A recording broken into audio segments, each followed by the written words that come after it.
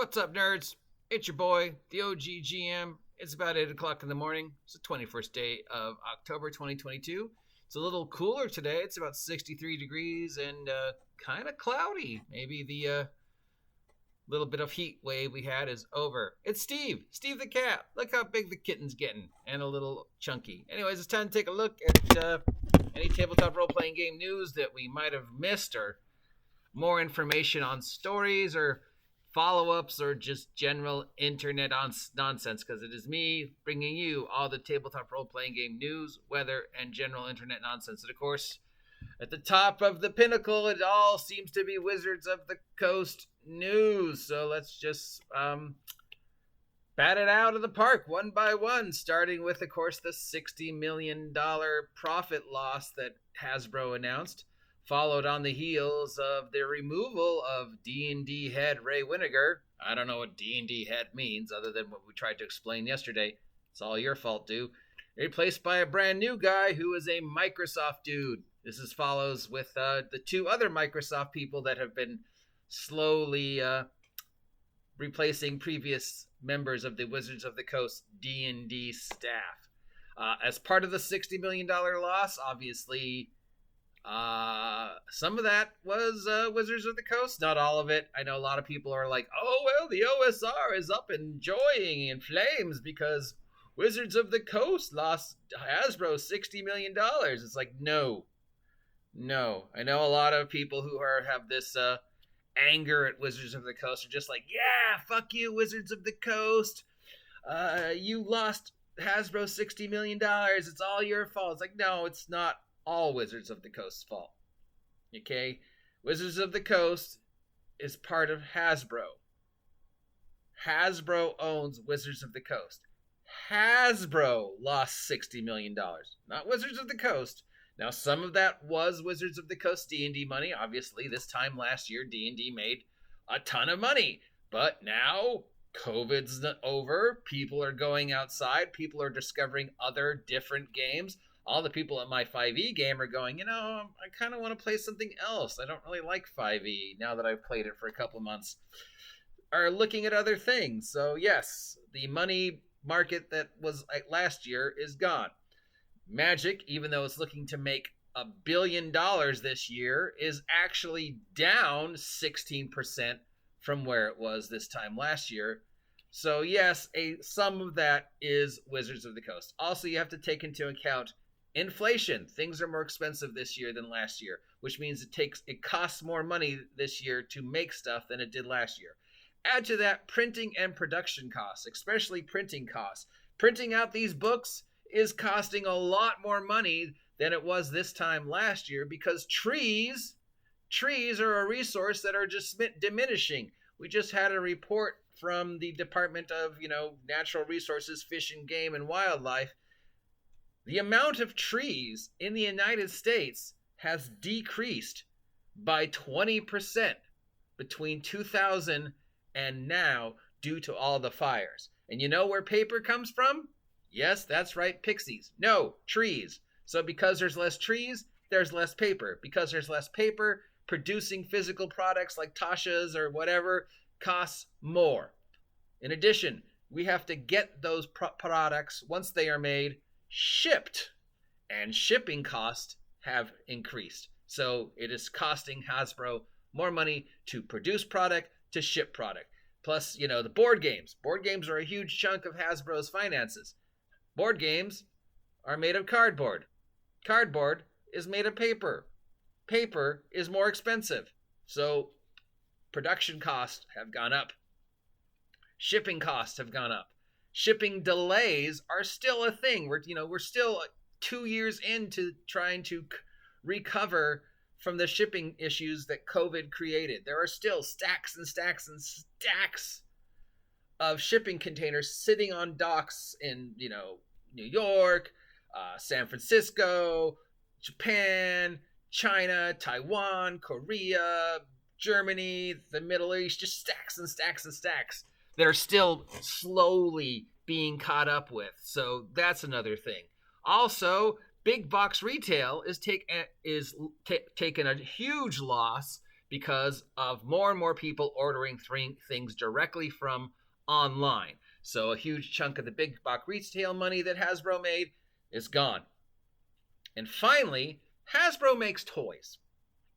And in 2022, there wasn't really any major toy movies that Hasbro could hook their sled to. And Eternals. Oh man, that totally made a ton of money for Marvel. No, it didn't. So all the Eternal toys and the investment in Eternal toys, that was a loss. Shang-Chi and the Ten Rings. Yeah, that really sold a bunch of toys. What else came out last year? Oh, Thor, Love and Thunder. Did that really make Marvel a lot of money off of toys? No, not really. Doctor Strange and the Multiverse of Madness. Was there really a big call for Doctor Strange and Wanda action figures? No. But you know what is selling like hotcakes? Wong. Benedict Wong's Wong character is the king of the MCU. He is the most popular character. So yes, all these things have affected Hasbro's bottom line. $60 million from this time last year. Even Magic, even though it's looking to make $1 billion by the end of 2022, is actually down 16% from where it was last year. That's enough boring numbers, OGGM. Let's get on to the next story besides Hasbro, Wizards of the Coast, Ray Winnegar. Okay, unfortunately, yes, the next story is also Hasbro of the Coast. So as we know, Dragonlance, Shadow of the Dragon Queen, is coming out this December. It'll be the final, maybe, product for 2022 from the genius farm that is Wizards of the Coast. Dragonlance, Shadow of the Dragon King, of course, notorious because they have somehow got their hands on the Dragonlance license again, but Margaret Weis and Tracy Hickman have absolutely nothing to do with the Dragonlance product that is coming out now. Margaret has gone on and said, they never talked to me, I don't know anything about it. Tracy Hickman has gone online to say they never talked to me, I don't know anything about it. They're making Dragonlance product without us having anything to do with it, so whatever happens is on them. So what happened? Well, a big ad was posted on Wizards of the Coast, D&D Beyond, went out to major media. The ad says, and I quote, "Bring Krynn to your table. Dragonlance, Shadow of the Dragon Queen. Pre-order now. D&D Beyond. Bring Krynn to your table." Spelled Kyrnn. Kyrnn. And you can see that the cover for this video is this picture from D&D Beyond. What is wrong with that? Go ahead. Kyrnn. To your table.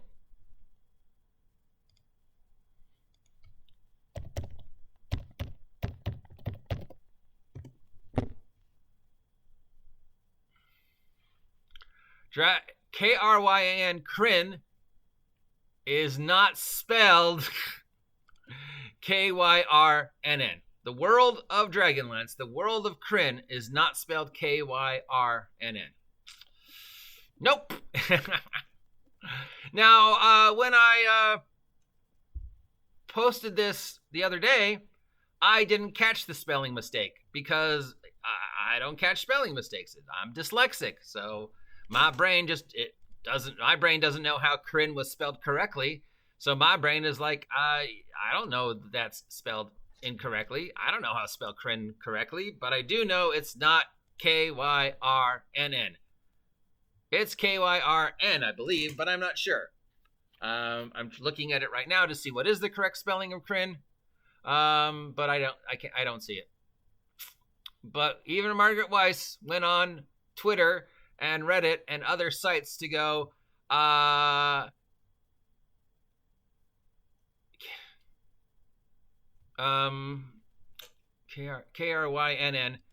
is apparently not how Krynn is spelled. And if you go to the Wikipedia, it's spelled wrong in the Wikipedia too. It's Heroes of Krynn, Krynn. And from what I'm understanding, that's not how you spell it. It's K, but it's set in the world of Krynn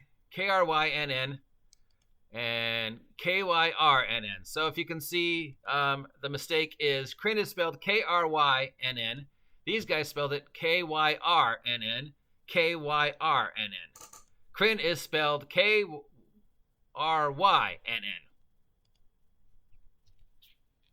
Wizards of the Coast spelled it not once but twice, Kyrnn. But the actual spelling is Krynn.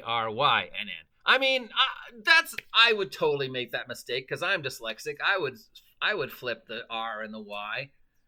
But you know, the fact that Wizards of the Coast D&D Beyond pays people a lot of money to spot things like this, how do they miss it? Not once, but twice. The Wikipedia for Dragonlance Shadow of the Dragon Queen spelled wrong on the ad, spelled wrong in D&D Beyond, spelled wrong in the pre-order. But if you go to the Dragonlance Wikipedia for the actual product line and you scroll all the way down, you can find the correct spelling.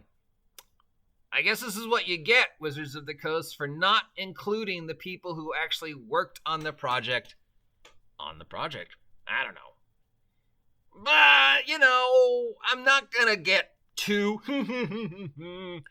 because it's a simple mistake. I would have made that mistake. I'm sure most people would have made that mistake. How you spell Krynn. You know, that's how it sounds. Krynn, Kyrnn.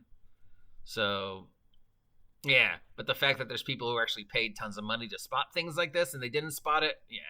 So that's a lot of, oh, look at you. And of course, the other side of the fence are going, oh, I look at the OCR and the OSR is all dancing around celebrating that D&D 5e is failing. And it's like, no, we're not celebrating because we don't care anymore. We have moved on.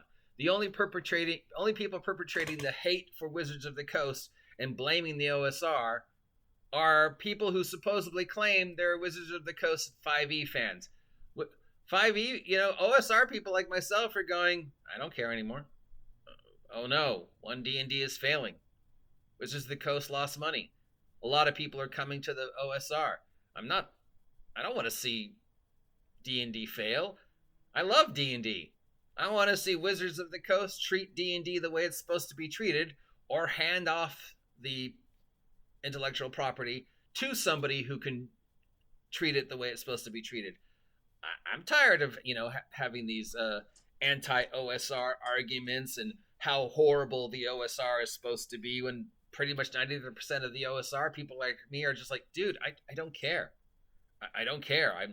I take no joy in the failures of Wizards of the Coast, but I also don't wave a flag when they do fail. Most of the OSR doesn't care. It's this small group of idiots and incels and marks who are just going, OSR, it's all your fault. We're better than you. And it's like, dude, grow up. We don't care. And finally, in the never-ending controversy that is Wizards of the Coast, the Wizards of the Coast Lego contest is almost over. So if you haven't had a chance to submit entries to the Wizards of the Coast Lego contest, we need to catch up and go look at the entries again, probably tomorrow. Just a reminder for anybody who's made the mistake that this is some type of gigantic crossover Wizards of the Coast Lego. If it's in a Lego set, it's canon with D&D. You know, there are a lot of Lego sets, like Ghostbusters. There's a Ghostbusters Lego sets. This does not mean that Ghostbusters exist in the world of Dungeons & Dragons. All it means is nothing. They're owned by two completely different companies, okay? There's Friends Lego sets, I think. I don't know why there'd be Friends Lego sets, but there is, you know, those deluxe expert model Lego sets. There's Back to the Future and Pirates of the Caribbean and Star Wars Legos. That doesn't mean those things are now canon in D&D. All it means is you now have pirate-themed minifigs. And it's like, oh, well, now you can use minifigs in D&D. You could always use minifigs in D&D. It's not a new thing. People have been using minifigs from Legos in D&D since the 70s. Okay? There are medieval-themed Legos. So, of course, we've been using them in D&D. It's not like it's some magic crossover as much as some people want to make it. It's like, yeah, no, it's not a thing. Okay. Also, the one D&D expert class survey has gone live on D&D Beyond. So if you haven't taken the survey yet and want to know what you want Wizards of the Coast to know what you think of the expert classes, yes, I have a degree in communication. Isn't that a sad fact? You can go, and the survey is live between now and the end of the month. But I'll bet you $1 that they'll extend it just like they did the other one. And you can put in your 2 cents for what you think of the Bard class. The Rogue class. Rogue class is looking pretty good in 1 D&D. And the Ranger class. Why? Why Wizards of the Coast? Why do you hate the Rangers so much? Is it because the Rangers are problematic? Well, here's a class that's specifically designed to hunt down and kill one specific race. That's racist.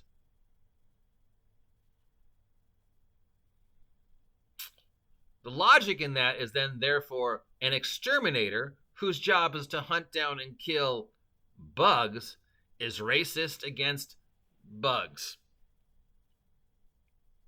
Yeah, this whole D&D racist thing.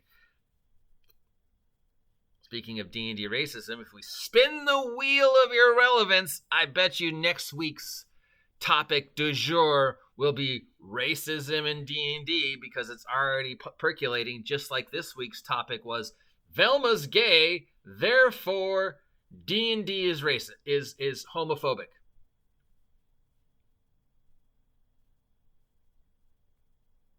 I don't know why that's a thing, but people are upset because they said, oh, Velma's gay in the new cartoon. It's like, dude, Velma's been bi for years, and there are multiple Scooby-Doo timelines, okay? That's already been established. That's official, all right? There's more than one Scooby-Doo timeline, all right? There's multiple Scooby-Doo timelines. So just because Velma might be gay in one cartoon in one timeline doesn't mean she is or is not gay. Now, most of us have accepted that Velma was bi since the 70s, but for those of you who are like all upset because now they're saying, oh, Velma's gay and that means something bad. It's not a bad thing. It's not a good thing. It's a thing. There are multiple Scooby-Doo universes. So, and finally, Velma's not real. D&D is not real. D&D is a game about having fun, about elves with sticks. It's a silly little game, okay? It's not racist. It's not sexist. It's not homophobic. It has no political affiliation. It's a game. It's a game about having fun. It is not a life path. It is not a golden engine for human enlightenment. It's not some secret religion and some master plan on the part of Gary Gygax to take over the world. It's a silly little game. No more, no less, okay? Lego is not owned by Hasbro. All the things do not connect. There's not some master plan to use Lego to bring D&D into every house in the world, okay? D&D isn't even the number one popular role-playing game in the world anymore, okay? It's had its little 5 seconds of awesomeness thanks to Stranger Things, Critical Role, and COVID, but that's done. It's over, okay? The popularity is tanking. The recognition is tanking. People don't care anymore. We've moved on. There are better games. There are more interesting games. People are trying other games. Even 5e players are again going, I'm kind of done with this. I want to play something else.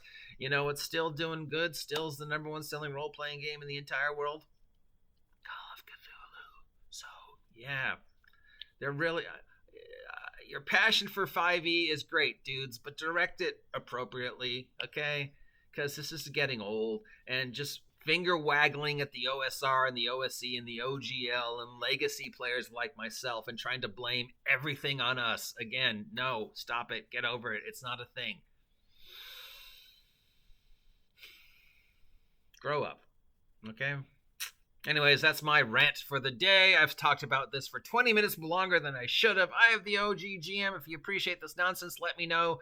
Join me at 10 o'clock when I will go live on SteamYard and meticulously go through the D&D Beyond expert class questionnaire for 20 minutes, which will be an utter waste of time. But if I take it, you don't have to. So join me. Till next time, subscribe and see ya.